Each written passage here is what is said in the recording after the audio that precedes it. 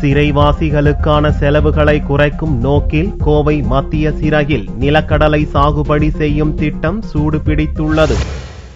கோவை மத்திய சிறையில் உள்ள கைதிகளுக்கு பல்வேறு தொழிற்பயிற்சி அளிக்கப்படுகிறது. கைதிகள் தயாரிக்கும் பொருட்கள் சிறை சந்தையில் விற்பனை செய்யப்படுவதுடன் அதில் கிடைக்கும் வருவாய் சிறைவாசி நலனுக்காக பயன்படுத்தப்படுகிறது. இந்நிலையில் சிறைத்துறை தலைவர் திரிபாதியின் தலைமையில் சிறைவாசிகளின் செலவீனத்தை குறைக்கும் வகையில் புதிய திட்டம் ஒன்று செயல்படுத்தப்பட்டுள்ளது.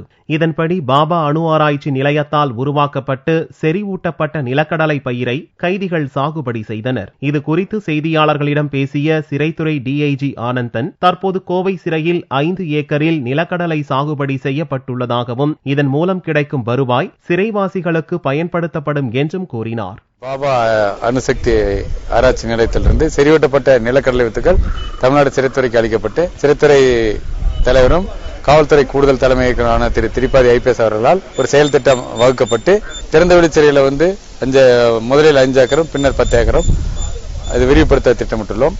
பரிச்சாத்தமாக ஒரு 40 சென்ட் தற்சமயம் பயிர் செய்யப்பட்டுள்ளது. தொடர்ச்சியாக இன்னும் 5 ஏக்கர் பயிரிடவும். இதுல கிடைக்கிறது இந்த விளைச்சல் சிறைவாசிகள் பயன்பாட்டுக்கு பயன்படுத்தப்படும். இப்படி பயன்படுத்துவதன் மூலம் அது அரசுக்கு செலவினத்தை குறைக்கும். சிறைவாசிகளுக்கு உயர்ந்த தொழில்நுட்பம் கிடைக்கும். சிறைவாசிகளுடைய விடுதலைக்கு பின்னர் வாழ்வாதாரத்துக்கு உறுதுணையாக அமையும். மதுரை பாளையங்கோட்டை சிறைச்சாலைகளை தொடர்ந்து கோவை சிறையிலும் நிலக்கடலை சாகுபடி செய்யப்பட்டுள்ளது.